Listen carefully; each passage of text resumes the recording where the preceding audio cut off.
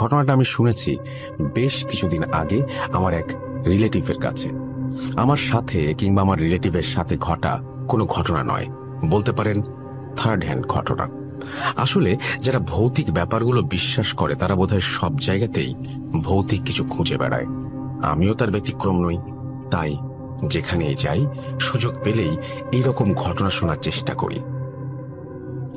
ঘটনা ঘটেছে যে পরিবারের সাথে, তারা মুসলিম কিন্তু বাঙালি নয়, থাকেন অস্ট্রেলিয়ার সিডনিতে এবং তারা লেবানিজ বংশোদ্ভূত। আপনি হয়তো জানেন অস্ট্রেলিয়ায় প্রচুর লেবানিজ বসবাস করে। সেরকমই একটা ফ্যামিলি যার সাথে ঘটনাটি ঘটেছে। কথা না বাড়িয়ে চলে যাচ্ছি মূল ঘটনায়। আমার রিলেটিভ যেভাবে বলেছে আমি সেভাবেই শেয়ার করছি।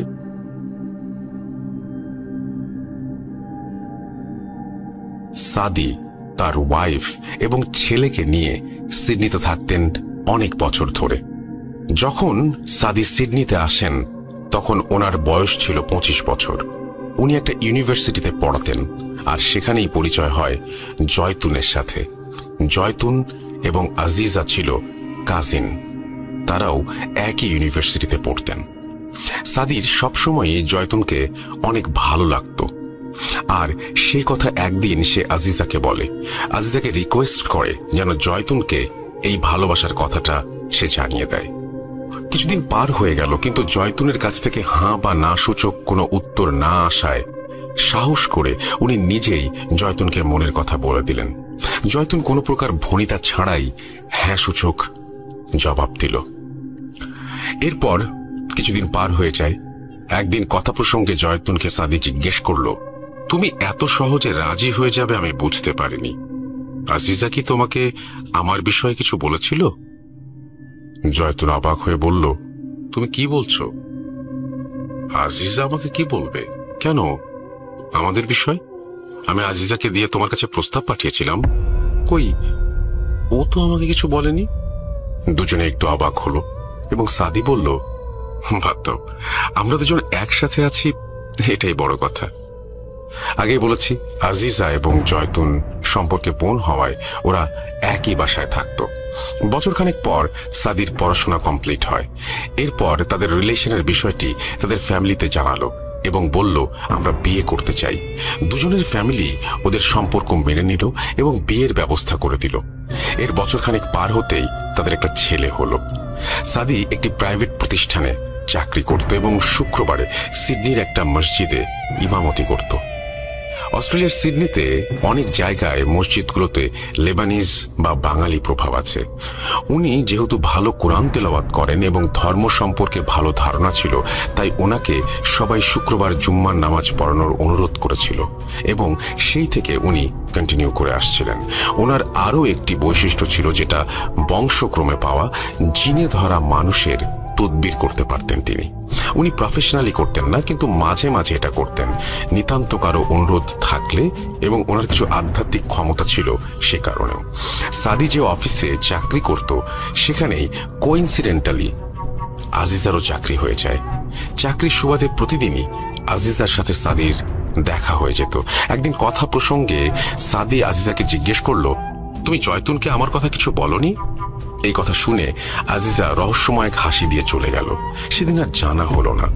পরের দিন শুক্রবার সাদি জুম্মার নামাজ পড়ানোর পর মসজিদ সংলগ্ন কবরস্থানের কাছে এসে বাসায় যান। ওই বাসায় তার পরিচিত একজন গোরখোদক, যিনি কিছুটা অসুস্থ ছিলেন। লিসেনার গোরখোদক সম্পর্কে আগেও আশা করি শুনেছেন, তারপরেও বলি, যিনি কবর খোঁড়ার কাজ করেন তাকে গোরখোদক বলা হয়। এই লোকের নাম ছিল আসগর আলী। তো ঘরের কাছাকাছি যখন পৌঁছান তখন যে অবাক করা বিষয়টা ঘটে সেটা দেখার জন্য আসলে সাদি মোটেও প্রস্তুত ছিলেন না। উনি দেখতে পান ওই ঘর থেকে আজিজা বের হয়েছে আর সাদিকে দেখার পর দ্রুত ওই স্থান থেকে চলে যাচ্ছিলেন। কয়েকবার ডাক দেবার সত্ত্বেও আজিজা কোনো রেসপন্স করেনি। আসগরের বাসায় যাওয়াটা অস্বাভাবিক বিষয় না। বিষয়টা হলো ওই লোক সাদির পরিচিত, কিন্তু আজিজা কেন ওই লোকের কাছে গেল? উনি কালো জাদু, জিন, ভূত জাতীয় সমস্যা এবং কবর খোঁড়ার কাজ ছাড়া তো কিছু করেন না। আজিজার বিষয়ে মনে এক প্রকার শঙ্কা নিয়ে সাদি আসগরের বাসায় প্রবেশ করলেন। আসগরকে জিজ্ঞাসা করেন ওই মহিলা কি কারণে এখানে এসেছিল। প্রথমে উনি এ বিষয়ে কিছু বলতে চাননি, পরে অনেক অনুরোধ করার পর একটি কাগজ দেখান। তো সাদি যেহেতু এই বিষয়ে জানেন, তিনি সহজেই বুঝতে পারেন আজিজা কি চাচ্ছে। ভয়ানক বিষয় হচ্ছে ওখানে ওনার নিজের নাম মেনশন করা ছিল এবং মেসেজটি দিয়ে বোঝানো বা চাওয়া হয়েছে যেন তার এবং জয়তুনের সম্পর্ক ভেঙে যায়। বিষয়টি দেখে উনি খুব কষ্ট পান এবং অবাক হন। এরপর উনি আসগরকে অনুরোধ করেন, আপনাকে আজিজা যে টাকা দিয়েছে তার ডাবল টাকা দেব, আপনি এটা করবেন না। আমি আমার স্ত্রীকে অনেক ভালোবাসি। আসগর বলেন, ভাই আপনি আমাকে অনুরোধ করবেন না প্লিজ, আমি এমনিতে এটা করতাম না। আপনার প্রতি আমার অনেক শ্রদ্ধাবোধ আছে। সাদির অভ্যাস ছিল নিয়মিত ডায়েরি লেখা। ডায়েরিতে উনি লিখেছেন, আজ আসগরের বাসায় আজিজাকে দেখে খুব কষ্ট পেলাম। আমি কল্পনাও করিনি ও আমাকে ভালোবাসে, কিন্তু সন্দেহ ছিল, তবে এমন ভয়াবহ কাজ করবে এটা মানতেই পারছিলাম না। ও আমার এবং জয়তুনের সংসার ভেঙে দেবার জন্য ব্ল্যাক ম্যাজিক করার চেষ্টা করছিল। ওর সাথে কাল কথা বলতে হবে। কিছুক্ষণ পর জয়তুন রুমে প্রবেশ করে দেখল টেবিল ল্যাম্পটি জ্বলছে, কিন্তু সাদি রুমে নেই। এরপর কাছে গিয়ে ল্যাম্পটা বন্ধ করার সময় হঠাৎ চোখে পড়ল খুলে রাখা ডায়েরিটা। এরপর সে লেখাটা কৌতূহল বশত পড়ে ফেলল। সেসব কি দেখছে নিজেকে কন্ট্রোল করতে পারল না জয়তুন। প্রচন্ড রাগ, কষ্ট, ঘৃণা কাজ করছিল তার মনের ভেতর। ওর অভ্যাস ছিল সবকিছু বাবাকে শেয়ার করা, কারণ আসলে ওর বাবা ছাড়া আর কেউ নেই। বাবা শুধু বাবাই নয়, ওর বন্ধু, তাই সে কারণেই শেয়ার করা। স্বাভাবিকভাবে জয়তুনের বাবার মনেও প্রচন্ড ক্ষোভের সৃষ্টি হয়। তিনি মনে মনে ভাবতে থাকেন, তুমি আমার মেয়ের ওপর কালো জাদু করেছ, আমি তোমাকে ছাড়বো না, আমি তোমার ওপর কালো জাদু করব। এরপর যেরকম প্ল্যান করেছিল সেরকম বড় একজন তান্ত্রিকের কাছে যান তারা এবং সবকিছু খুলে বলেন। তান্ত্রিক বলল, আপনি ব্ল্যাক ম্যাজিক করতে চান? আপনি যাকে ব্ল্যাক ম্যাজিক করতে চান তার চুল, নখ এবং কিছু ব্যবহৃত জিনিস নিয়ে এসে আমার সাথে দেখা করবেন। এদিকে জয়তুনের অনেক মন খারাপ দেখে ওকে এবং ছেলেকে নিয়ে বাইরে ঘুরতে যায় সাদি। সাদির ডায়েরির বিষয়ে কিছুই জয়তুন জিজ্ঞাসা করেনি, কিন্তু মনে মনে অনেক কষ্ট পাচ্ছিল। রাস্তায় সাদি নিজেই ড্রাইভ করছিল, অনেক জোরে গাড়ি চালাচ্ছিল। কিছু দূর যাওয়ার পর কিছুটা পাহাড় ঘেরা একটা নির্জন রাস্তায় পৌঁছায় তারা। হঠাৎ রাস্তার মাঝখানে একটা কালো ছায়ার মতো তারা দেখতে পেল। ওনার কাছে অবয়বটা আজিজার মতোই মনে হলো। উনি একটু অন্যমনস্ক হয়ে যান, অজান্তেই হার্ট ব্রেক করেন এবং গাড়ি নিয়ন্ত্রণ হারিয়ে উল্টে যায়। প্রচন্ড ধাক্কায় উনি বেহুশ হয়ে যান। কিছু সময় পর যখন হুঁশ ফিরে আসে, উনি দেখতে পান তার প্রাণপ্রিয় ছেলে এবং জয়তুন পড়ে আছে রাস্তায় রক্তাক্ত অবস্থায়। এই দৃশ্য দেখে উনি আবার বেহুশ হয়ে পড়ে যান। এরপর ওর যখন হুঁশ আসে তখন তিনি নিজেকে আবিষ্কার করেন হাসপাতালের বেডে। উদ্বিগ্ন হয়ে সবার কাছে জানতে চান, আমার ছেলে, আমার ওয়াইফ কোথায়? ওনার বাবা জানান, ওরা আর বেঁচে নেই। তোমাদের মসজিদের কাছে যে কবরস্থান আছে ওখানে দাফন করা হয়েছে। এরপর হসপিটাল থেকে বেরিয়ে বাসায় না গিয়ে কবরস্থানে যান তিনি এবং স্ত্রীর কবর জিয়ারত করেন। হঠাৎ উনি দেখতে পান ওনার ছেলে ওনার পাশে বসে আছে। আবেগে উনি ছেলেকে জড়িয়ে ধরেন। এমন সময় চোখ পড়ে আসগরের দিকে। আসগর কেমন যেন ভয়ার্ত চোখে তার দিকে তাকিয়েছিল। কাছে ডাকতে আসগর তাকে প্রশ্ন করে, ভাই আপনি কার সাথে কথা বলছেন? উত্তরে সাদি বলেন, কেন, আমার ছেলে। আসগর খুব অবাক হয়ে বলে, আপনার ছেলে তো মারা গেছে, আপনার পাশে তো কেউ নেই। আমি নিজে তার কবর খুঁড়েছি। ভাই আপনার কি হয়েছে? এরপর আসগর সাদিকে প্রশ্ন করেন, আপনি তো এসব বিষয়ে অনেক ধারণা রাখেন, আপনার কি মনে হয় আপনার ছেলে আর ভাবির মৃত্যু কি স্বাভাবিক? আমার কাছে কিন্তু মনে হয় না। আমি আপনাদের পিছনে একটি কালো ছায়া দেখতে পেয়েছিলাম, যেটা ছিল ভাবির। সাদিরও সেই কথাই মনে হচ্ছিল। আসগরের সাথে কথা না বাড়িয়ে উনি বাড়ির দিকে যাচ্ছিলেন আর মনে মনে ভাবছিলেন, তাহলে কি আজিজা অন্য কোনো মাধ্যমে কাজ করিয়েছে, যার ফলেই আমার ছেলে এবং ওয়াইফ মারা গেল? এদিকে জয়তুনের বাবা পাগল প্রায় তার একমাত্র কন্যা এবং নাতনির বিদায়ে। এবার সে দৃঢ় প্রতিজ্ঞাবদ্ধ হলো আজিজার বিষয়ে, কারণ এবার সে নিশ্চিত এ কাজ আজিজা ছাড়া কেউ করেনি। দুদিন পরেই সে তান্ত্রিকের কাছে তার চাওয়া জিনিসগুলো নিয়ে উপস্থিত হয় আর তাকে জানায় তার মেয়ে অ্যাক্সিডেন্টের ঘটনা। তান্ত্রিক বললেন, এবার কোনো জিন নয়, আপনার মেয়ে কারিনকে দিয়েই ওকে শাস্তি দেওয়াতে পারেন। যদি আপনি আজিজার এই সমস্ত জিনিসগুলো আপনার মেয়ের লাশের মুখের ভেতর দিয়ে সেলাই করে দিতে পারেন, এবং আরো কিছু রিচুয়াল আছে যেগুলো করলে পরে কারিন বসে আসবে। উনি কথা মতো সব কাজ করলেন। সত্যি কথা বলতে, একজন ইনোসেন্ট মানুষ তার আপনজন হারালে কতটা অ্যাগ্রেসিভ হতে পারে তার জলজান্ত প্রমাণ হলো জয়তুনের বাবা। তাই ভয়ঙ্কর কাজ তার মতো মানুষের পক্ষে অনেক কঠিন ছিল, কিন্তু মেয়ের মৃত্যুর প্রতিশোধের কাছে বিষয়টি নিতান্তই নগণ্য ছিল। তান্ত্রিক জয়তুনের বাবাকে বললেন, আপনার সব কাজ শেষ, এখন বাড়ি যেতে পারেন, এখন শুধু অপেক্ষার পালা। কারিনদের সম্পর্কে হয়তো কম বেশি সবাই জানেন। কারিনরা সবসময় অপেক্ষায় থাকে কখন মানুষ তাকে ডাকে এবং নিজের ঈমান নষ্ট করে। কারিনদের কাজই হচ্ছে মানুষকে ধোঁকা দেওয়া। যুগে যুগে কারিনরা ধোঁকা দিয়েছে এবং ভবিষ্যতে পৃথিবী ধ্বংস হওয়া পর্যন্ত তারা মানুষকে ধোঁকা দিয়ে যাবে। এরপর কিছুদিন পার হয়, সাদি কিছুটা স্বাভাবিক হন এবং অফিসে নিয়মিত যাতায়াত শুরু করেন। আজিজার সাথেও দেখা হয়। তিনি ওকে প্রায়ই বলতেন, কাজটা তুমি কেন করলে? আজিজা অবাক হলো আর বলল, কোন কাজ? তুমি কেন জয়তুন এবং আমার ছেলের এত বড় ক্ষতি করলে? বিনিময়ে তুমি কি পেলে? আমাকে কি পাবে বলে মনে হয়? কখনোই না। আজিজা বলল, এগুলো আপনি কি বলছেন? আমি তো কিছুই করিনি। করতে গিয়েছিলাম, কিন্তু আপনাকে দেখে অনেক বেশি লজ্জিত হয়েছিলাম, তাই আর কিছুই করিনি, এবং আসগর ভাইও আমাকে কিছু জানায়নি। আজিজা মন খারাপ করে অফিস থেকে বাসায় ফিরছিল নিজেই ড্রাইভ করে। ফেরা পথে একে টানেল পার হতে হয় তার সব সময়। আজ টানেলের ভেতর প্রবেশ করতে হঠাৎ গাড়িটা বন্ধ হয়ে যায়। বিষয়টা খুব অবাক করা ছিল, কারণ গাড়ির সবকিছুই ঠিকঠাক ছিল এবং ট্যাঙ্ক ফুল ছিল। গাড়ি তো বন্ধ হয়ে যাওয়ার কথা না। এরপর ওনার ফ্রেন্ডকে ফোন করে লোকেশনটা জানালো এবং বলল, আমাকে একটু পিক করতে পারবা? কিছু সময় পার হয়ে যায়, কিন্তু কোনো গাড়িও আশেপাশে দেখা যাচ্ছিল না যে কারো লিফট চাইবে। তবুও চেক করার জন্য যখনই ডোর খুলে বাইরে পা দিল, কেমন একটা ভারী ফিল হতে লাগলো। গা শিউরে উঠল। ভয়ে ভয়ে গাড়ির পেছনের ব্যাগডালা খুলতে যাবে, তখনই টক টক করতে করতে একটা ছোট বল এসে তার পায়ের কাছে থামলো।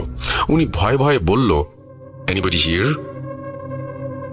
কোথাও থেকে কোনো রেসপন্স আসলো না। এবার বলটার দিকে তাকালো এবং বোঝার চেষ্টা করলো বলটা কেমন যেন পরিচিত লাগছে। মনে পড়ল, এটা তো জয়তুনের ছেলের বল। এটা এখানে কিভাবে আসলো? তৎক্ষণাৎ তার পায়ের আওয়াজ পেতেই মুখ তুলে তাকাতেই দেখতে পেল জয়তুনের ছেলেকে। তার সেই সুন্দর মুখটা থ্যাতলানো অবস্থায় গুটি গুটি পায়ে এগিয়ে আসছে তার দিকে। ওহ, কি ভয়ঙ্কর দৃশ্য! কোনো কিছু না ভেবে এক দৌড়ে গাড়িতে এসে দরজা লাগিয়ে দিল এবং ভয়ে কাঁপতে লাগলো এবং বলতে লাগলো, এটা আমি কি দেখলাম? হে আল্লাহ, আমাকে ক্ষমা করো। যা দোয়া জানে সব পড়তে শুরু করলো এবং দোয়া পড়তে পড়তে অজ্ঞান হয়ে পড়ল। এরপর ওনার বন্ধু এসে ওনাকে সেখান থেকে উদ্ধার করে সেন্সলেস অবস্থায়। আসলে এরকম সিচুয়েশনে না পড়লে ব্যাপারটা কতটা ভয়ঙ্কর সেটা বোঝা মুশকিল। ওই দিন থেকে এরকম ইনসিডেন্টস তার সাথে সবসময় ঘটতেই লাগলো, যা তাকে আস্তে আস্তে মানসিকভাবে বিপর্যস্ত করে ফেলল। সবসময় তার আশেপাশে জয়তুন বা তার ছেলেকে দেখতে পেত। সে সবসময় শুধু একা একা চিৎকার করে বলতো, জয়তুন, আমি তোর কোনো ক্ষতি করিনি, আমাকে ছেড়ে দে। আস্তে আস্তে আজিজা তার মানসিক ভারসাম্য হারিয়ে ফেলে এবং জয়তুনের বাবাকে বা আশেপাশে যেই আসতো তাকে আঘাত করত, এমনকি মাঝে মাঝে কামড়ে দিত। অফিস যাওয়া বন্ধ করে দিয়েছে অনেকদিন আগেই। একসময় তার চাকরি চলে যায়। সাদি কিছুই জানে না কি হয়েছে আজিজার। সে ফোন করে তার শ্বশুরকে আজিজার খবর জানায়। শত হলেও তার স্ত্রীর কাজিন এবং কলিগ। জয়তুনের বাবা জানায় তার করুণ অবস্থার কথা। শুনে সাদি আজিজাকে দেখতে যায়। এ কি হয়েছে? এ কোন আজিজা? এত ভয়ানক লাগছে কেন? তাকে দেখে যে কেউ আঁতকে উঠবে। সাদির যেহেতু এই সব বিষয়ে পূর্ব ধারণা আছে, তাই সে সহজেই বুঝে যায় কি সমস্যা। এটা যে কোনো শারীরিক অসুস্থতা নয় সেটা তার কাছে স্পষ্ট। তার উপর কালো জাদু করা হয়েছে। ওই দিন সে বাসায় ফিরে আসে আর পরের দিন সে আসগরকে নিয়ে ওর কাছে যায়। সাদি দোয়া পড়ে জিন হাজির করে। জিন জানায় কি হয়েছে বিষয়টা। তার উপর কারিন চালান করা হয়েছে। কারিন কে চালান করেছে এটা জিন স্পষ্টভাবে না বলেই চলে যায়। তবে যাওয়ার সময় বলে যায়, যে করেছে সে তোমাদের এই ঘরেই আছে। সবকিছুই দেখছিলেন জয়তুনের বাবা। তার মনে খুব অপরাধ বোধ হতে থাকে, কিন্তু কিছুই বলেন না। এদিকে সাদি কনফিউজড হয়ে যায় এবং আসগরকে প্রশ্ন করে, তুমি করেছো এই কাজ? কে তোমাকে দিয়ে করিয়েছে? আসগর পুরো অবাক হয়ে যায় এবং বলে, এগুলো আপনি আমাকে কি বলছেন? আমি যদি করতাম তাহলে কি আপনার সাথে আসতাম? দুজনের বাক বিতণ্ডা দেখে জয়তুনের বাবা বলেন, তোমরা থামো, আমি বলছি। ওর ওপর কালো জাদু আমি করেছি। তুমি ডায়েরিতে কি লিখেছিলে মনে আছে? ওই লেখাটা জয়তুন পড়েছিল এবং আমাকে জানিয়েছিল। এরপর জয়তুন মারা যায়। আমার পুরোপুরি ধারণা ছিল আজিজা ওর ওপর কালো জাদু করেছে, তাই ওভাবে মারা গিয়েছে। সাদি বলল, আপনার ধারণা পুরোপুরি ভুল ছিল। জয়তুনের ওপর কালো জাদু আজিজা করেনি। এরপর জয়তুনের বাবা নিজের ভুল বুঝতে পারে আর সেই তান্ত্রিকের কাছে যায় জাদু সরিয়ে নেওয়ার জন্য। কিন্তু তান্ত্রিক জানায় এখন আর কোনো উপায় নেই। কারিন তাকে পুরোপুরি ক্যাপচার করে ফেলেছে, আর সরানো সম্ভব না। এরপর আজিজার পাগলামির মাত্রা বেড়ে যেতে থাকে এবং তাকে সিডনিতে একটি মানসিক হাসপাতালে ভর্তি করিয়ে দেওয়া হয়। জানা যায় ওখান থেকে কোনো এক রাতে সবার চোখকে ফাঁকি দিয়ে আজিজা কোথাও চলে গেছে। ঘটনার এন্ডিংটা সবসময় আনন্দের হয় না। এটারও তাই। কালো জাদু যে সবসময় মানুষের জীবন তছনছ করে দেয়, এখানেও তার ব্যতিক্রম নয়।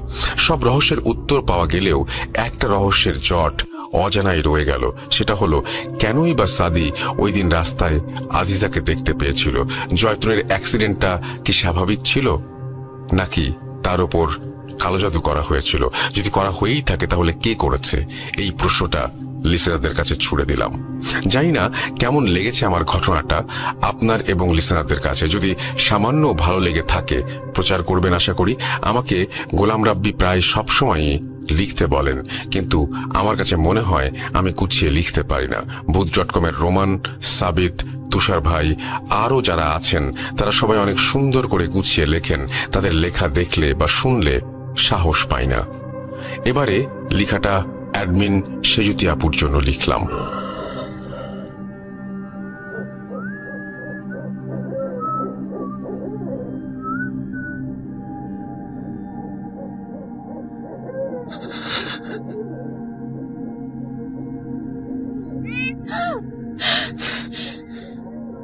আজ আবার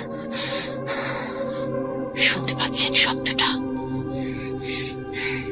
আমার আয়নার ভেতরে রোজ এভাবেই আসে।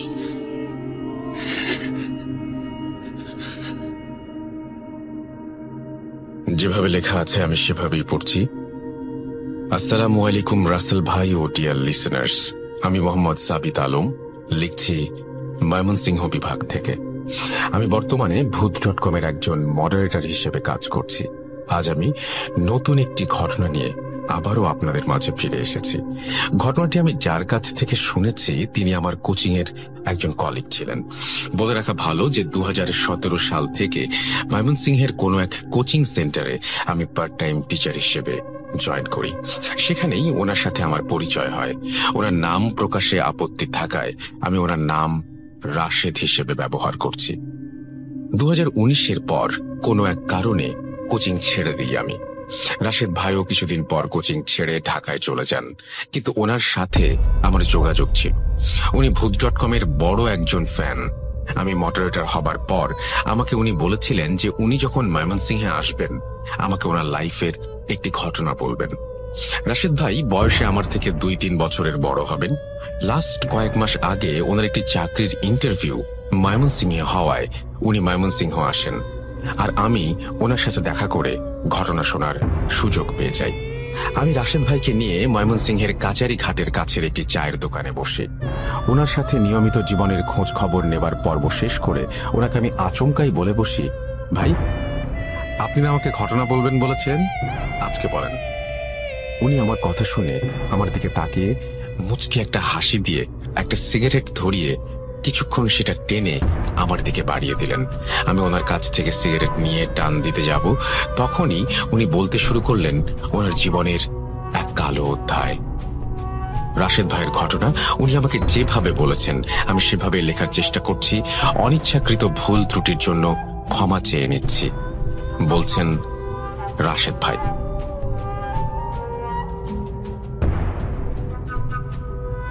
না না না, আমি এই কাজ করব না। আমি যার তার কাজ করি না। আমি সেই জায়গাতেই যাই যেই জায়গায় আমাকে প্রয়োজন। তোর পরিবার বা তোর বোনের সুস্থতার উসিলা হবার নির্দেশ যদি আমি পাই, তবেই আমি যাব কাজ করতে। আমার কাছে কেউ আসে না, আমি নিজে সেখানে যাই যেখানে উসিলা হিসেবে আমাকে প্রয়োজন হয়। বলছিলেন হুজুর। হুজুরের মুখ থেকে এসব কথা শুনে আমি আর আমার বন্ধু মাহিন হতাশ হয়ে সেখান থেকে চলে আসছিলাম। মাহিন আমার কাঁধে হাত দিয়ে বলল, বন্ধু, সব ঠিক হয়ে যাবে, অন্য কোনো হুজুরের কাছে যাই চল। আমার তখন কোনো হিতাহিত জ্ঞান ছিল না, যে যাই সাজেস্ট করছিল তাই করছিলাম, কোনো সুযোগ ছাড়তে চাচ্ছিলাম না। কে জানে, পেয়েও তো যেতে পারি কোনো সমাধান। মাহিনের সাথে মসজিদের পর মসজিদ ঘুরছি, হুজুরদের সমস্যা বলছি, কিন্তু সমস্যা শুনে সবাই ইয়া আল্লাহ বলে মাফ চাইতেন আমাদের কাছে, আর বলতেন সমস্যার কারণই আপনারা জানেন না, মাফ করবেন, এই কাজে আমি নেই। আমি আশার কোনো আলো দেখতে পাচ্ছিলাম না, কোনো ধরনের সমাধান মাথায় আসছে না, কি করব তাও জানি না আমি। মাহিনকে নিয়ে রিক্সা ডেকে বাসায় চলে আসি আমি। মাহিন আমাদের প্রতিবেশী ও আমার স্কুলের বন্ধু, আমাদের বাসায় যাতায়াত ছিল ওর প্রচুর পরিমাণে, তাই আমাদের সমস্যা ওর সবই জানা ছিল, আর তাই সে আমার সাথে থাকতো কোনো একটা সমাধান খুঁজে বের করবার জন্য। আমি আর মাহিন আমাদের বাসার গেটের সামনে আসতেই দেখি এক হুজুর আমাদের বাসার গেটের সামনে দাঁড়িয়ে আছেন। আমি তাকে পেছন থেকে দেখছিলাম, তাই চিনতে পারছিলাম না যে আসলে কে। আমার মন তখন মোটেও ভালো ছিল না, আমার পরিবারের সাথে যা যা হচ্ছে সেগুলোর জন্য মনে অনেক রাগও ছিল, তাই ভাবছিলাম যে কোনো শয়তান হুজুর হয়তো এসে দেখছে আমার পরিবারের অবস্থা আর মনে মনে হাসছে। আমি দৌড়ে গিয়ে পেছন থেকে হুজুরের ঘাড়ে হাত দিয়ে ধরতেই উনি আমার দিকে ফিরে তাকান। ওনাকে দেখে আমি ভূত দেখার মতো অবাক হয়ে যাই। আরে, এ তো সেই হুজুর যে বলেছিল যে সবার সাথে কাজ করে না, আমাদের হেল্প সে করবে না বলেছিল, তাহলে এখানে কি করছে? বাসার ঠিকানাই বা কিভাবে জানল? আমি হুজুরের দিকে তাকিয়ে প্রশ্ন করলাম, আপনি এখানে কি চাই? সাহায্য করবেন না বলেই তো দিয়েছেন, ঠিকানা কোথায় পেলেন? উনি আমাকে বললেন, আমি কিভাবে ঠিকানা পেয়েছি সেটা জেনে তুই কি করবি? বলতো, এই বাসায় যে মেয়ে থাকে সেই কি তোর বোন? সমস্যাটা কি তারই? আমি হ্যাঁ বোধক উত্তর দিয়ে মাথা নাড়লাম। উনি তৎক্ষণাৎ আমাকে বললেন, তোর নাম তো রাশেদ, তাই না?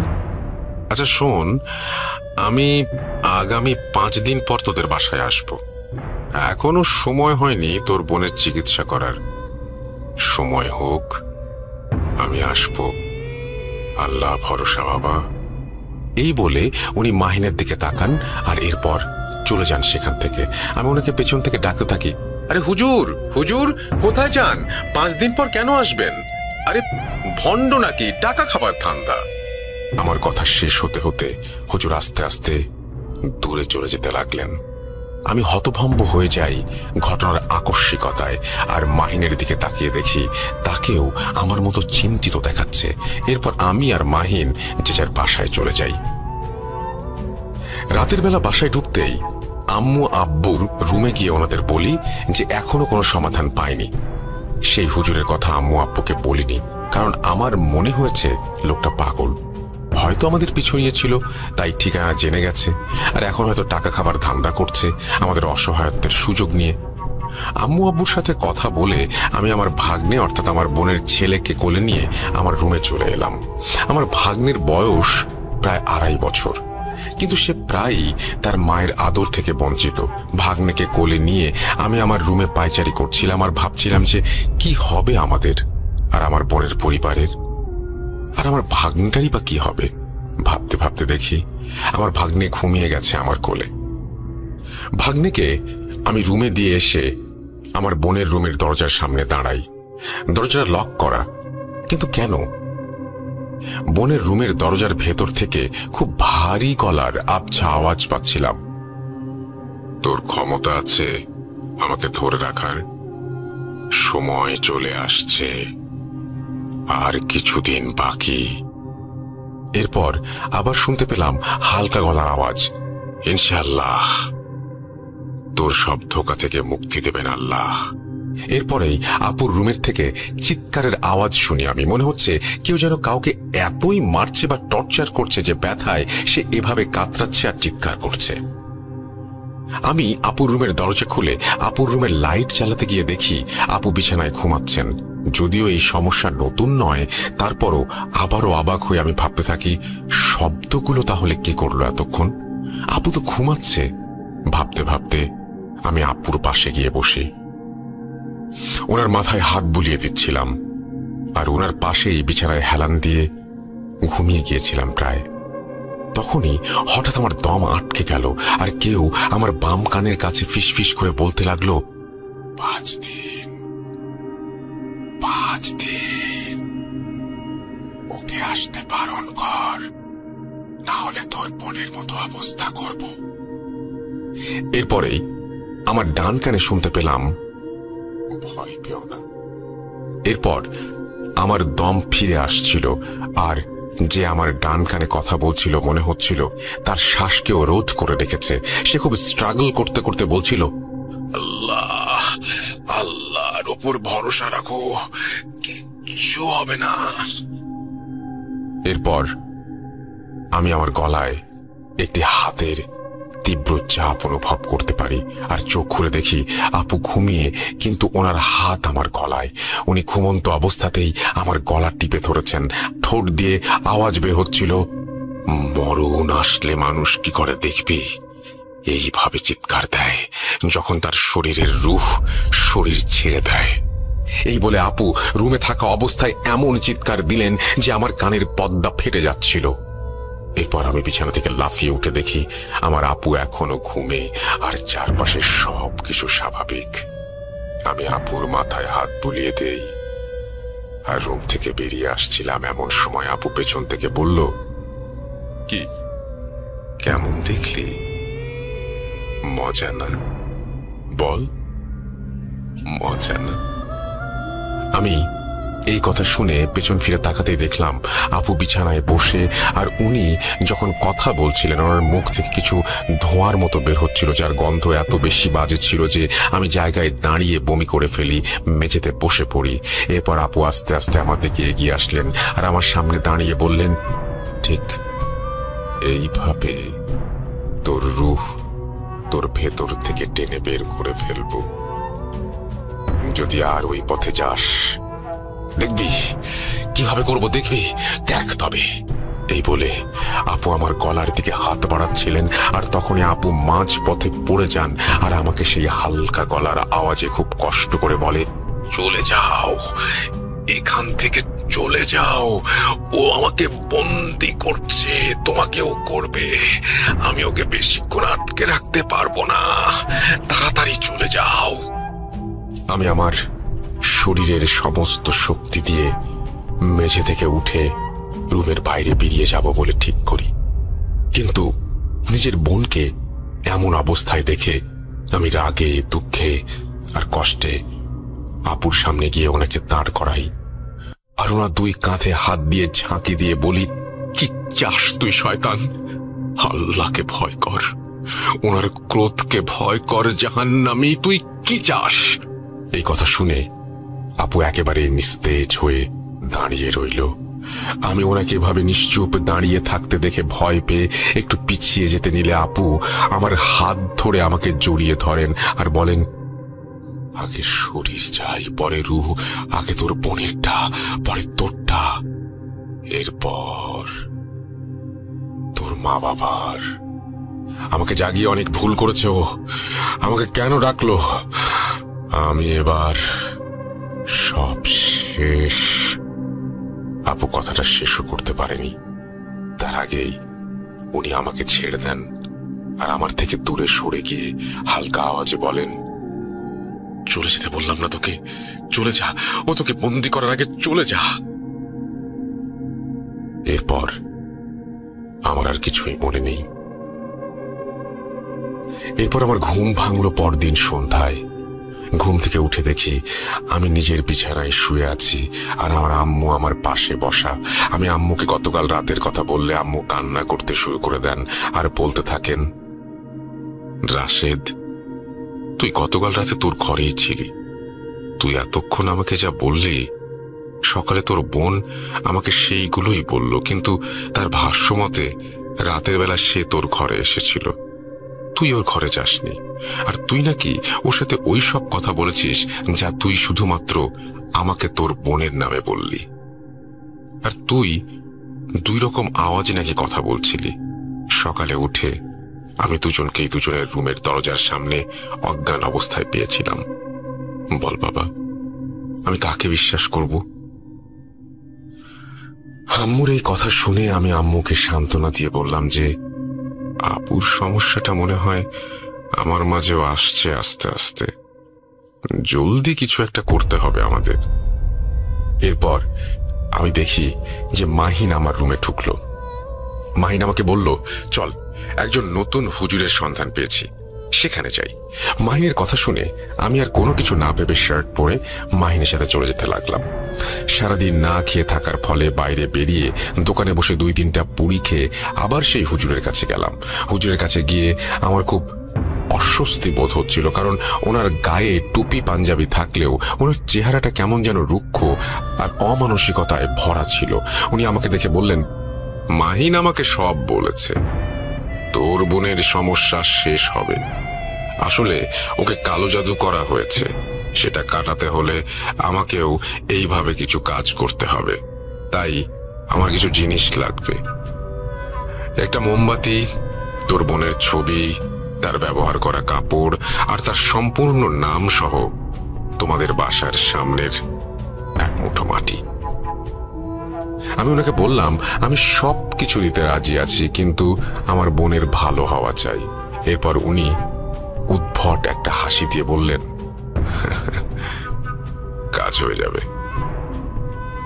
আমি ওনাকে আগামীকাল সবকিছু দেব বলে আমার বাসার দিকে রওনা দেই। এরপর রিকশায় উঠে এমন সময় কোথা থেকে যেন গতকালের সেই পাগল হুজুর আমার সামনে আসেন। তারপর আমাকে একটা সজোরে চড় দিয়ে বলতে লাগলেন, সর্বনাশ করতে কি উঠে পড়ে লেগেছিলি তুই? তোকে বললাম না 5 দিন পর আসবো, তুই কেন এখানে এলি? আমি চড় খেয়ে কিছুটা স্তব্ধ হয়ে যাই আর ওনার প্রশ্ন শুনে নিজেকে সামলে ওনাকে জিজ্ঞেস করি যে, আপনি এখানে? আমাকে মারলেন যে? আপনি আমার পিছু করছেন টাকা খাবার জন্য? ওসব হবে না। এরপর উনি আমাকে খুব ঠান্ডা গলায় বললেন, টাকা? তুই ভেবেছিস আমি টাকার জন্য এসব করছি? তুই জানিস আমি কে? আমি একজন ইঞ্জিনিয়ার ছিলাম।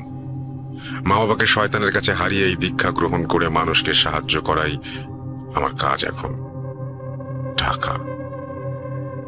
তুই আমাকে টাকা দিবি? তোর বোনের জীবনের মূল্যে কত টাকা দিবি আমাকে? টাকার কথা বলিস মূর্খ, কত টাকা দিবি তুই? ওনার কথা শুনে আমি কিছুটা ঠান্ডা হই। এর মাঝে মাহিন সেই হুজুরকে গালাগাল করতে থাকে, কারণ হুজুর আমাকে মেরেছিল।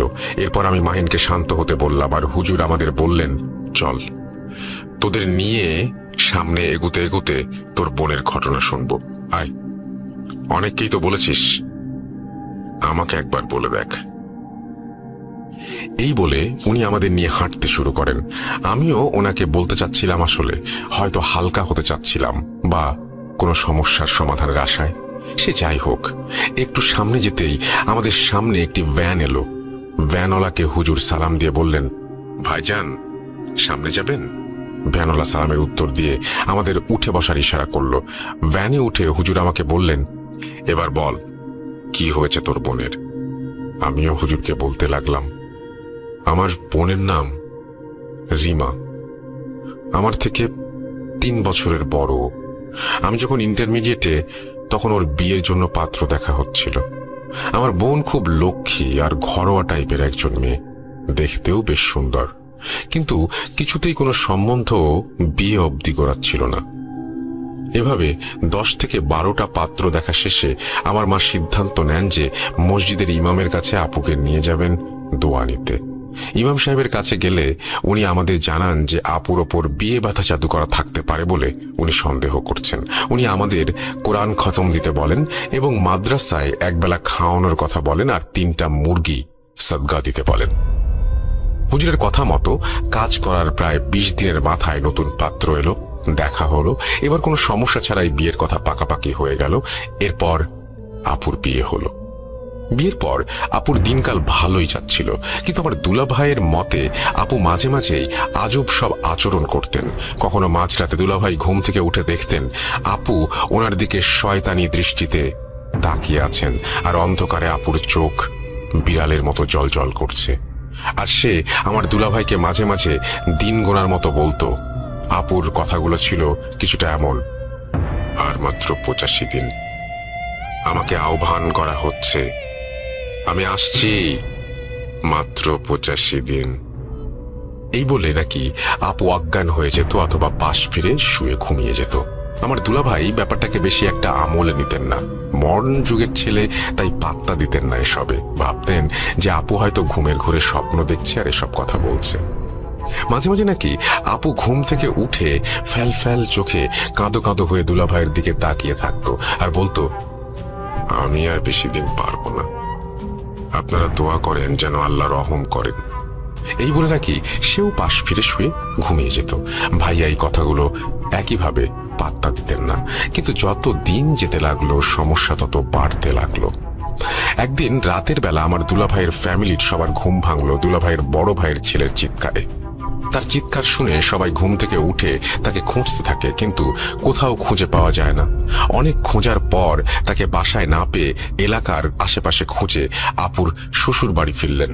তখন দেখলেন যে ওনার নাতি ডাইনিং এর মাঝে অচেতন হয়ে পড়ে আছে, আর তার মাথার মাঝে বড় করে কালো তিলক আঁকা। এরপর তাকে উঠানো হলো আর তাকে বিছানায় নিয়ে তার জ্ঞান ফেরানো হলো। সবাই তখন ওর কাছে দাঁড়িয়ে ছিল। সে ঘুম থেকে উঠেই আমার আপুকে দেখে জোরে চিৎকার দিয়ে কাঁদতে লাগলো।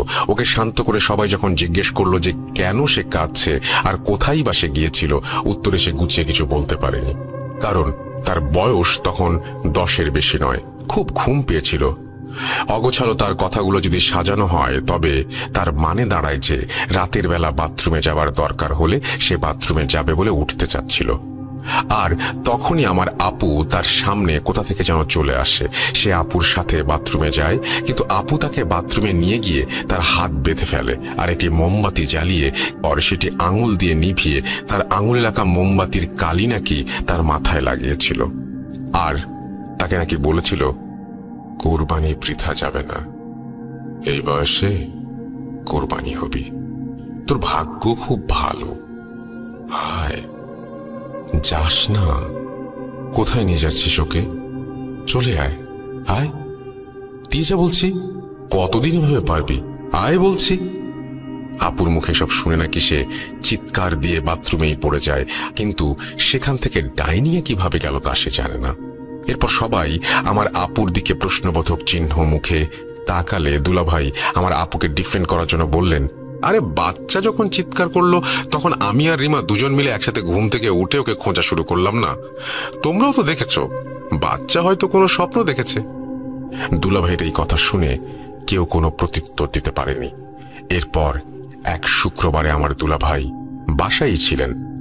উনি মাগরিবের ওয়াক্তে মাগরিবের নামাজ পড়তে দাঁড়িয়ে গেলেন রুমে, আর বিছানায় আমার আপু ঘুমাচ্ছিলেন। ভাইয়া নামাজ পড়া শুরু করতেই নাকি আপুর ঘুম ভেঙে যায় এবং সে ভাইয়াকে ধাক্কা দিয়ে জায়নামাজ থেকে ফেলে দেয়।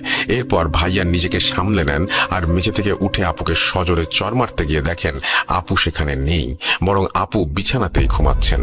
এই দেখে ভাইয়ার মনে কিছুটা সন্দেহ হয় আর উনি আবার নামাজ পড়তে বসেন, কিন্তু আশ্চর্যজনকভাবে কোনোভাবেই উনি সূরা ফাতিহা মনে করতে পারছিলেন না। কোনো সূরাই যেন ওনার মাথায় আসছিল না, কিন্তু কিছুক্ষণের মাঝেই উনি নিজেকে হালকা আর স্বাভাবিক ফিল করেন আর সূরাও মনে পড়ে যায়। ভাইয়া কোনো রকমে ফরজ নামাজ শেষ করে রুম থেকে বেরিয়ে চলে যান এবং আপুর শ্বশুর বাড়িকে বিষয়টা জানান। ওনারা ওনাদের এলাকার মসজিদের হুজুরের সাথে যোগাযোগ করলে হুজুর জানান যে নতুন বিয়ে শাদী হলে মাঝে মাঝে খারাপ নজর পড়ে মানুষের ওপর।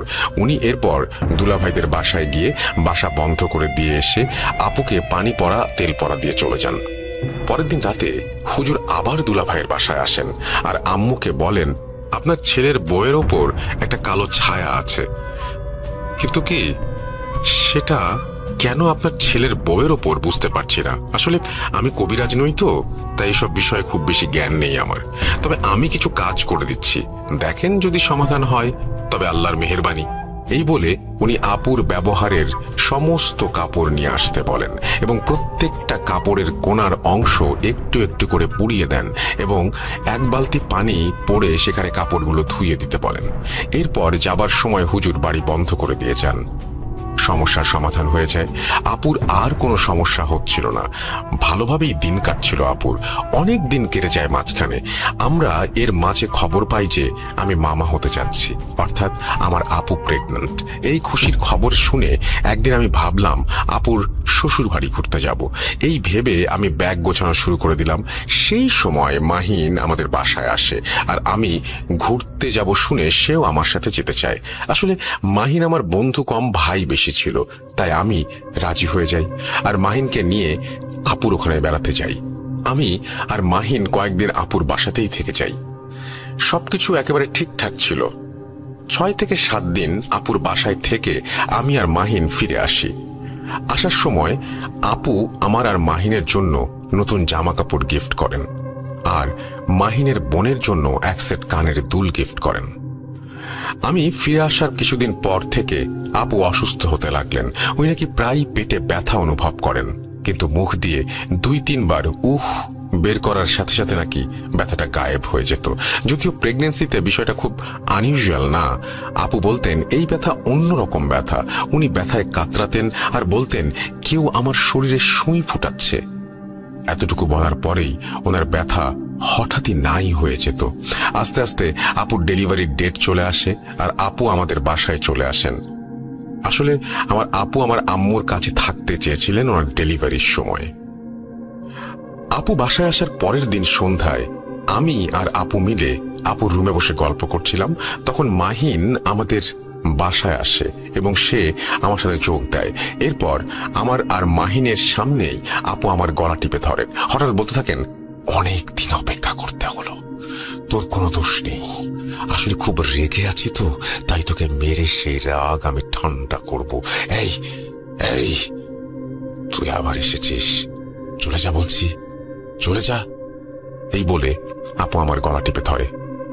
আমার চারপাশ যেন অন্ধকার হয়ে যাচ্ছিল। এরপর আমি আমার কাঁধে মাহিনের ধাক্কা অনুভব করতেই আমার চোখের আলো ফিরে আসে আর আমি নিঃশ্বাস ফিরে পাই। আমি মাহিন আর আপুর দিকে তাকিয়ে দেখি সবকিছুই স্বাভাবিক, কিন্তু আমি আমার গলায় তখনও ব্যথা অনুভব করছিলাম। মাহিন আমাকে বলে, কিরে রাশেদ, কথার মাঝে কি ভাবছিলি? আজ যাই রে, পড়া আছে, দেরি হলে আম্মু অনেক বকবে। এরপর আমাকে আর আপুকে বিদায় দিয়ে মাহিন বাসায় চলে যায়। আমি এরপর বাথরুমে গিয়ে আয়নায় দেখি আমার গলায় আঙুলের ছাপ স্পষ্ট। আমি কিছুতেই মিলাতে পারছিলাম না যে কি থেকে কি হয়ে গেল আমার সাথে। সেদিন রাতে আমি আমার রুমে রাতের বেলা একাধিক ব্যক্তির হাঁটা চলার আওয়াজ শুনতে থাকি। ঘুমের মাঝে কেউ আমার কানের কাছে এসে ভারী গলায় বলতে থাকে, কতদিন ওকে সাহায্য করবি, কতদিন ওর সাহায্য নিয়ে বাঁচবি, আর বেশি দিন নাই, শেষ হবে, সব শেষ হবে। পরক্ষণেই আমার হালকা একটা আওয়াজ শুনতে পাই, ভয় পেও না, আমি আছি। কতদিন পারবো জানি না, কিন্তু আমি আছি, আল্লাহ ভরসা। ভোর হচ্ছে, ওঠো, নামাজ পড়ো, দোয়া করো। হালকা সেই কণ্ঠটা আমি শুনতে পাই। সেই কণ্ঠে যেন খুব কষ্ট নিয়ে এই কথাগুলো বলতে থাকে। এদিকে আম্মুকেও কিছু বলতে পারছিলাম না যে আমার সাথে কি হচ্ছে, কারণ আম্মু অলরেডি আপুকে নিয়ে ব্যস্ত। আর যতই ডেলিভারির ডেট আসছিল, আম্মু যেন ততই খুশি আর নার্ভাস, দুটোই হচ্ছিলেন একসাথে। এর মাঝে দেখতে দেখতে আপুর ডেলিভারির ডেট চলে আসে আর ফুটফুটে এক পুত্র সন্তানের জন্ম দেন আমার আপু। আমরা সবাই খুবই খুশি, আর দুই পরিবারের মাঝে আনন্দের কোনো সীমা ছিল না। আমার ভাগ্নেকে নিয়ে আপু যখন বাসায় ফিরলেন, তখন আমি খেয়াল করতে পারলাম যে আমার ভাগ্নে আমার আপুর কাছে গেলেই কান্নাকাটি করে আর অন্য সবার কোলে চুপ থাকতো। আপুর কোলে বসে সে খেতেও চাইতো না, কাঁদতে থাকতো। এই সমস্যাটা সন্ধ্যার পর বেশি দেখা যেত। যদিও বিষয়টা স্বাভাবিক মনে হতো না আমাদের, তবুও বেশি একটা আমলে নেই না বিষয়টা। এরপর আপু তার শ্বশুর বাড়ি ফিরে যান আর আমার ভাগ্নেকে নিয়ে যান। ফিরে যাওয়ার পরে আপু যেন নিজেকে পুরোপুরি বদলে ফেলেন আর নতুন করে অন্যরকম এক মানুষ হয়ে যান। আপু সবসময় সাদা কাপড় পরতেন, রুম থেকে কখনোই বের হতেন না, খাওয়া দাওয়া করতেন না ভালো করে। এদিকে আমার ভাগ্নে খুবই ছোট, তাই আপুর খাওয়া দাওয়া না করার ফলে আমার ভাগ্নেরও খাওয়া দাওয়া হচ্ছিল না ভালো করে। আপু তার ছেলেকে একেবারেই কোলে নিতেন না, সন্ধ্যা হলেই ঘুমিয়ে যেতেন, রাত 12টার পর জেগে থাকতেন আর নিজের মনে কথা বলতেন। সকালে যদি ওনাকে জিজ্ঞেস করা হতো যে উনি কি বলছিলেন বিড়বিড় করে, তখন উনি বলতেন যে ওনার কিছু মনে নেই। একদিন আমার দুলাভাই রাতের বেলা ঘুমাচ্ছিলেন, আপু যথারীতি সজাগ। দুলাভাই আপুকে ঘুমাতে বলতেই আপু ওনার গলা টিপে ধরেন আর বলেন, তোর আজও এত সাহস, আমাকে হুকুম করছিস? তোর আর তোর পরিবারের সাথে আমার কোনো লেনাদেনা নেই, আমাকে আমার মতোই থাকতে দে, নাইলে তোর বংশে লাশের স্তূপ বানিয়ে দেব।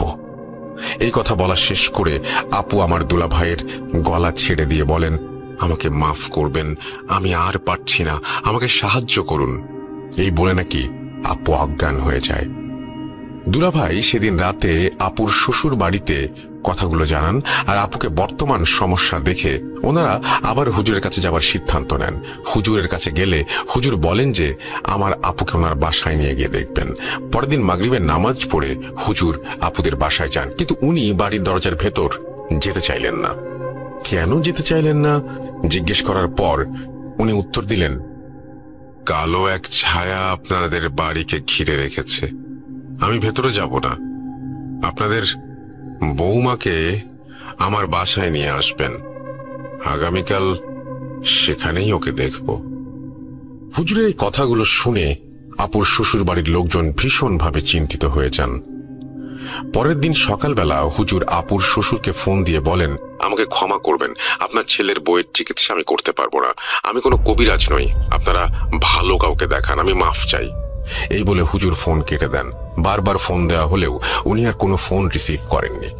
আপুর শ্বশুর বাড়ির মসজিদে নামাজের পর হুজুরের সাথে দেখা করতে চাইলেও হুজুর প্রতিবার এড়িয়ে চলতেন আপুর শ্বশুরকে। এদিকে আপুর সমস্যা বাড়তেই থাকে।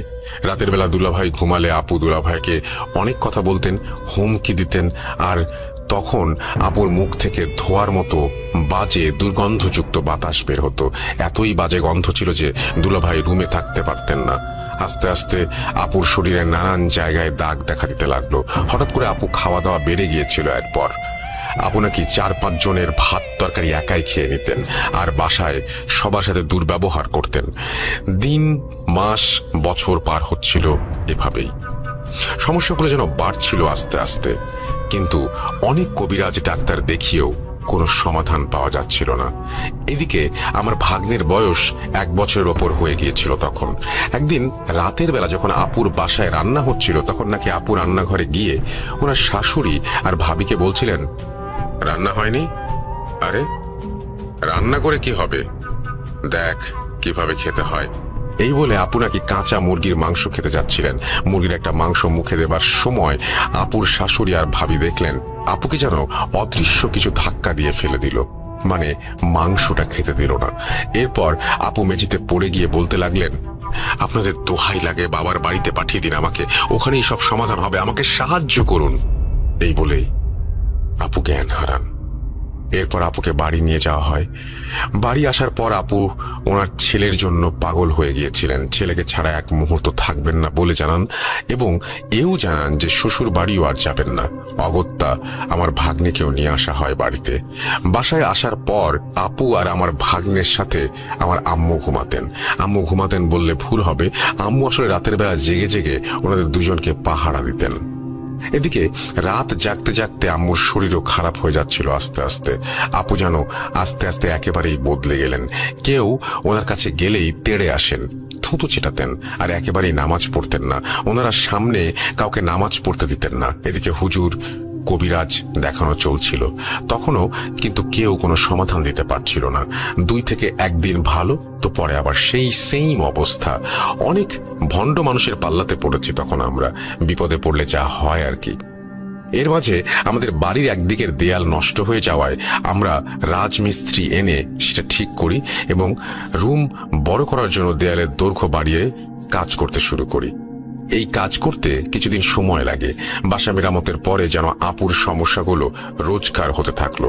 উদ্ভট সব কথা বলতেন, যা বোঝা আমাদের কষ্টসাধ্য ছিল। একদিন আম্মু আর আপু আমার ভাগ্নেকে রাতের বেলা পাহারা দিচ্ছিলেন। এমন সময় আম্মুর চোখ লেগে আসে আর আম্মু শুনতে পান একটা হালকা আওয়াজ আম্মুকে বলছে, মা ওঠেন, তাড়াতাড়ি ওঠেন, আপনার নাতিকে বাঁচান, আমি আর পারছি না কিছু করতে, ওঠেন ওঠেন। এরপর আমার আম্মু ঘুম থেকে জেগে উঠে দেখেন আমার আপু আর আমার ভাগ্নে বিছানায় নেই। আম্মু চিৎকার করে আমাদের জাগান আর আপু তার বাচ্চাকে খুঁজে পাওয়া যায় বাথরুমে। আপু বালতিতে পানি ভরে আমার ভাগ্নেকে প্রায় ডুবিয়ে ফেলেছিলেন। আর এই দৃশ্য দেখে জলদি আপুকে ধরে তার হাত থেকে বাচ্চাটাকে নিয়ে চলে আসি আর আপুকে ধরে তার রুমে নিয়ে যেয়ে লক করে দেই। এদিকে আমাদের চিৎকারে মাহিনদের বাসা থেকেও হেল্প করার জন্য সবাই ছুটে আসে। এরপর আমি আর মাহিন হুজুর আর কবিরাজ খুঁজতে লাগলাম। খুঁজতে খুঁজতে ক্লান্ত আর পারছি না। আমাদের কি হবে আপনিই বলুন। আমার কথা শেষ হলে আমি দেখলাম আমাদের বহনকৃত ভ্যান গাড়িটি আমার বাসার সামনে দাঁড়িয়ে আছে। আমি আর মাহিন আশ্চর্য হয়ে গেলাম। এতক্ষণ সময় ধরে কথা বলছি আর ভ্যান গাড়ি একেবারেও মনে হলো না যে কোন মোড়ে বাঁক নিয়েছে। সোজা পথেই মনে হচ্ছিল ভ্যান চলছিল। সোজা পথে তাহলে কিভাবে বাসায় এলাম? আমাদের দেখে হুজুর মুচকি হাসলেন আর বললেন, আমি বলবো না তুই বা তোরা আমাকে বিশ্বাস কর, কিন্তু আমার যা কাজ আমি তা করেই যাব। চল তোদের বাসায় যাই। এই বলে আমাদের বাসায় আসতে চাইলেন। এদিকে অনেক দেরি হয়ে গেছে বিধায় মাহিন তার বাসায় চলে যেতে চাইছিল, কিন্তু হুজুর বললেন, না তুই যেতে পারবি না, তুই সবকিছু সাক্ষী, তোকে তো থাকতেই হবে। এরপর আমার অনুরোধে মাহিন বাসায় আসতে রাজি হলো। অবশেষে হুজুরকে নিয়ে আমরা বাসায় ফিরলাম। হুজুর আব্বুর সাথে দেখা করলেন আর আমার বোনের দরজার সামনে কিছু একটা পড়লেন আর ওনার সাথে থাকা ব্যাগ থেকে একটি সাদা চক বের করে আপুর রুমের দরজার সামনে দাগ দিয়ে দিলেন। এরপর উনি আমাদের সাথে নিয়ে ড্রয়িং রুমে বসলেন আর বললেন, তোদের মেয়ের সমস্যা আমি জানি, এই জন্যই তো আমি এসেছি এখানে। আমি ঘুরে বেড়াই আর যেখানে আমাকে দরকার হয় আমি সেখানে নিজেই চলে যাই। কেউ ডাকলেও আমি যাই না। তোদের মেয়ের সমস্যা শুনবি? আমরা সবাই অধীর অপেক্ষা করছিলাম হুজুর কি বলেন সেটা শোনার জন্য। আমরা হুজুরকে হ্যাঁ বোধক ইশারা জানাতেই হুজুর বলতে লাগলেন, 1500 বছরের বেশি বয়স্ক নিকৃষ্ট পাপী অবাধ্য জিনকে আহ্বান করা হয়েছে তোদের মেয়ের জীবন নাশ করতে। তোদের মেয়ে কেন বেঁচে আছে জানিস? তবে শোন, তোদের মেয়ের দাদা উনি ছিলেন খুব ধার্মিক আর পরহেজগার একজন ব্যক্তি। তোরাও আল্লাহর রহমতে নামাজি আর ধার্মিক। তোর মেয়ের দাদা কয়েকটা জিন পালতেন। এর মধ্যে 3 জনকে তোদের মেয়ের দাদা মৃত্যুর আগে তোদের পরিবারকে রক্ষা করার জন্য জিম্মা দিয়ে যান, কিন্তু এই 1500 বছরের শয়তান জিন তাদের মধ্যে 2 জনকে মেরে ফেলেছে আর 1 জন এখনো তোদের মেয়েকে রক্ষা করে আসছে। ওকে মারতে পারেনি কারণ 3 জনের মধ্যে সে সব থেকে শক্তিশালী। মনে আছে রাশেদ তোর, গতকাল রাতে তোর বোন যখন তোকে বলেছিল আমাকে আসতে বারণ করার জন্য, এরপরেই তোকে তোর বোন আবার কি বলেছিল? ভয় পেও না, তাই তো? এই কথা সেই রক্ষাকারী জিনের। তোর মেয়ের জামাইকে রাতের বেলা কাঁদো কাঁদো গলায় সেই বলতো যে আর পারছি না। তোদের মেয়ের গর্ভে তোদের নাতি থাকা অবস্থায় ব্যথার উপক্রম করতো যখন শয়তান, তখন সেই রক্ষক জিনই সেটা সমাধান করত। তোদের মেয়ে জামাইকে নামাজে শয়তানটা ধাক্কা দিলে সেই রক্ষক জিনই ওর মাথায় আবার সূরা মনে করে নামাজ পড়তে সাহায্য করে। কাঁচা মাংস খেতে গেলে তোদের মেয়েকে সেই বাধা দিয়েছিল। তোর মেয়ে জামাইয়ের বড় ভাইয়ের ছেলেকেও এই জিনই রক্ষা করেছিল সেদিন। সে তোর পরিবারকে রক্ষা করে আসছে নানান ভাবে। এতটুকু শুনে আমি জিজ্ঞাসা করলাম, হুজুর 1500 বছরের জিনকে আহ্বান করা হয়েছে মানে বুঝলাম না। আমার কথা শুনে হুজুর হাসলেন আর বললেন, এর উত্তর একজনই দিতে পারে, মাহিন। হুজুরের কথা শুনে আমি আর আমার পরিবার এমন শক খেলাম সেটা বলে আর বোঝাতে পারবো না। আমরা সবাই মাহিনের দিকে তাকাতেই দেখলাম মাহিন প্রচন্ড রাগ নিয়ে হুজুরের দিকে তাকিয়ে আছে আর বলছে, ভেবেছিলাম কোনোদিন কেউ জানবে না, কিন্তু আপনি কোথা থেকে এসে জেনে গেলেন সবকিছু? আমি এবার প্রচন্ড রাগ নিয়ে মাহিনের গালে একটা চর বসিয়ে বলি, সবকিছু খুলে বল মাহিন। এরপর মাহিন বলতে শুরু করলো, রিমাকে আমি কখনো আপন নজরে দেখিনি। ওকে আমি ভালোবাসতাম, কিন্তু আমার ভালোবাসার কোনো মূল্যও দিত না, আর বুঝতেও চাইতো না। কখনো বলতেও পারিনি ওকে। একে তো বন্ধুর বোন, তা আবার বয়সে বড়। ওর বিয়ের কথা উঠলে আমি কি করব ভেবে অনেক কিছু করব বলে ভাবি, কিন্তু আমি ইন্টারমিডিয়েটের এক ছেলে, কি বা করব? শেষমেশ কোনো পথ না পেয়ে আমার মাথায় একটা শয়তানি প্ল্যান আসে। বিভিন্ন জায়গায় অনেক খুঁজে খুঁজে এক তান্ত্রিকের সন্ধান পাই। নিজের জমানো টাকা তার কাছে দিয়ে তার মাধ্যমে রিমার বিয়ে বন্ধ করার জন্য কালো জাদু করি। ভাবছিলাম আর বেশি কিছু করব না, কিন্তু হুজুরের কাছে গিয়ে জাদু কাটিয়ে রিমার বিয়ে দিলি তোরা। রাগে কষ্টে আমি পাগল হয়ে গিয়েছিলাম, তাই আমি রিমার উপর কালো জাদু করে ওকে মেরে ফেলতে চেয়েছিলাম। ও আমার যখন না, তখন কারোর না। রিমার শ্বশুর বাড়ি বেড়াতে গেলে রিমা যে কানের দুল আমার বোনের জন্য দিয়েছিল, সেটাও আমি কালো জাদুর কাজে ব্যবহার করেছি। কিন্তু তোরা খুব নামাজি আর রিমার হাজবেন্ড খুব ধার্মিক, তাই ওর সন্তান যখন রিমার গর্ভে, তখন আমি চেয়েও রিমার কোনো ক্ষতি করতে পারছিলাম না। ওদের বাসাটাও বন্ধ ছিল তখন, কিন্তু বাচ্চা হয়ে যাওয়ার আগে রিমা যখন এখানে এলো তোদের বাসায়, তখন আমি ওর উপরে কালো জাদু করি। কিন্তু তোদের এই বাসা তোদের দাদা সুরক্ষিত করে রেখেছিল, তাই বেশি কিছু করতে পারিনি, হুজুরকে ভয় দেখানো ছাড়া। এরপর তোর বাসা মেরামতের কাজ করতে গিয়ে মাটি খুঁড়ে বাসার সুরক্ষা নষ্ট করে ফেললে আমি ফাইনালি রিমা তার ছেলেকে মেরে ফেলার জন্য ফ্রি হয়ে যাই, কিন্তু পারছিলাম না সেই ভালো জিনের জন্য। তাই আজ তোকে এই তান্ত্রিকের কাছে নিয়ে গিয়েছিলাম। রিমাকে শেষবারের মতো কালো জাদু করতে কিছু জিনিস লাগতো, সেই কাজে তাই তোকে নিয়ে গিয়েছিলাম। তোর হাত দিয়ে তোর বোনকে মেরে ফেলার প্ল্যান করছিলাম আমি, তোকে নিয়ে গিয়েছিলাম, কিন্তু কোত্থেকে এই হুজুর এসে সব শেষ করে দিল। মাহিনের মুখে সব কথা শুনে আমি হিতাহিত জ্ঞান শূন্য হয়ে মাহিনকে বেধড়ক মারতে গেলে হুজুর আম্মু আব্বুর কথায় থেমে যাই। আমি মাহিনকে বলি, কিভাবে পারলি তুই মাহিন? তোকে তোকে বন্ধু কম ভাই বেশি ভাবতাম, আপুও তোকে কত আদর করত ছোট ভাই হিসেবে। কিভাবে পারলি তুই মাহিন? এটা কি তুই করলি? এই বলে আমি অঝরে কাঁদতে থাকি। আমার কান্না দেখে মাহিন আমার কাঁধে হাত রেখে কাঁদো কাঁদো হয়ে বলে, বন্ধু, রাগ আর শয়তানের ধোকায় পড়ে আমি ভুল করেছি, আমাকে মাফ করে দে। রিমাকে ভালো করতে যা করতে হয় আমি করব। মাহিনের কথা শুনে হুজুর মাহিনকে জিজ্ঞেস করলেন, কিভাবে এই কালো জাদু করেছে তোমার তান্ত্রিক? মাহিন বলল, শ্মশান থেকে পুরনো একটি লাশের হাড় ব্যবহার করে এই অবাধ্য জিনকে সেটার মধ্যে বাঁধা হয় এবং সেই হাড়ে রিমা আপুর ব্যবহার করা কাপড়ের টুকরো আটকে সেই জিনকে খোরাক হিসেবে আপুর রূহ দেয়া হবে বলে ওয়াদা করে কালো জাদু করা হয়েছে। আর এই জাদু যেন আর না কাটানো যায়, সেজন্য হাড়টাকে একটি মাটির কলসিতে ভরে কলসিটি পানিপূর্ণ করে নদীতে ফেলে দেয়া হয়েছে।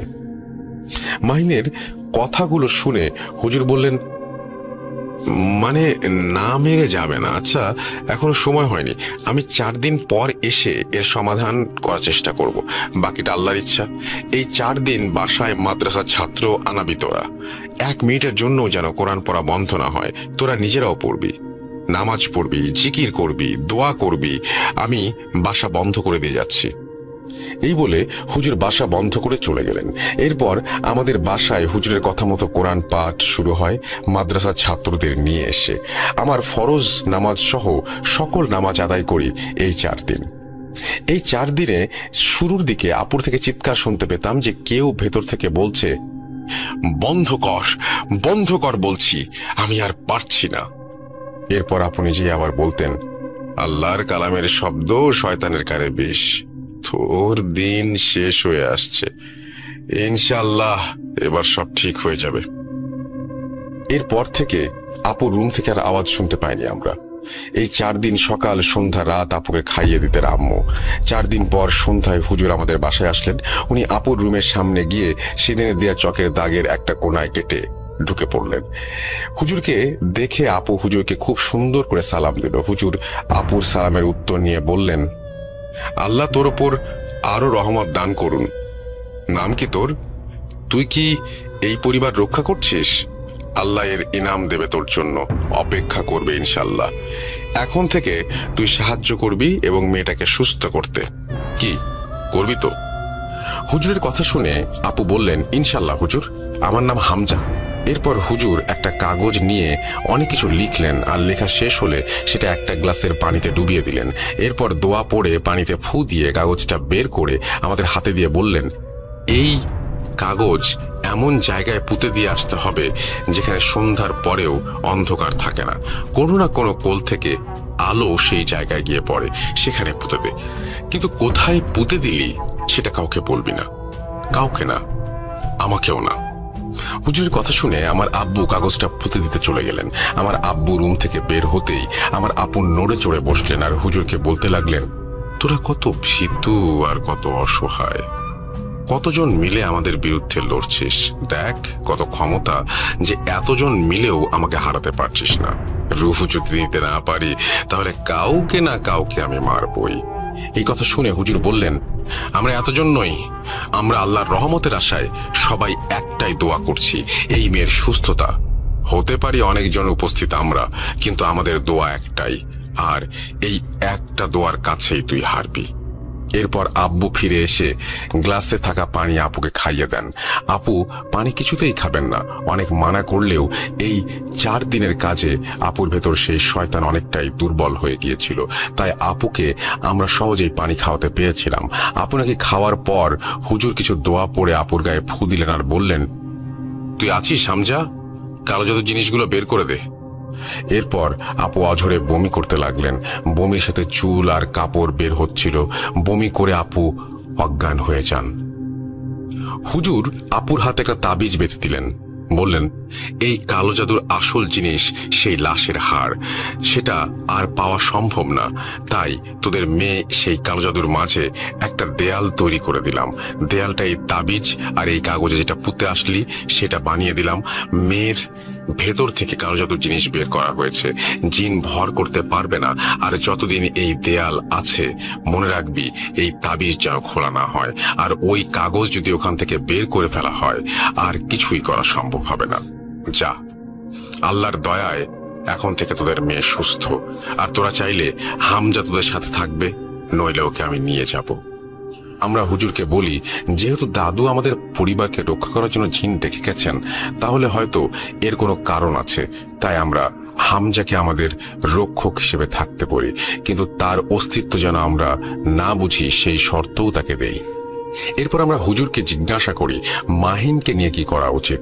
হুজুর আমাদের বললেন, দেখ, বান্দা তার ভুল বুঝতে পারলে আল্লাহও তাকে ক্ষমা করে দেন, ওর পাপের শাস্তি আল্লাহ ওকে দেবেন, তোরা চাইলে ওকে মাফ করে দে, ভুল করেছে ও।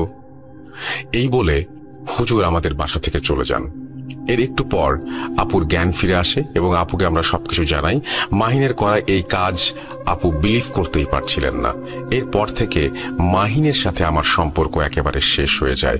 আমি আর আব্বু মিলে সেই তান্ত্রিকের সাথে দেখা করতে গিয়েছিলাম, যার কাছে মাহিন আমাকে নিয়ে গিয়েছিল, কিন্তু তাকে আর সেখানে পাইনি।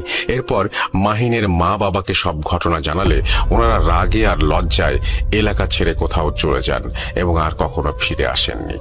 এরপর আল্লাহর রহমতে আপু শ্বশুর বাড়ি চলে যান এবং আমার ভাগ্নেটাও এখন ভালো আছে। সব মিলিয়ে আমরা এখন ভালো আছি, আলহামদুলিল্লাহ।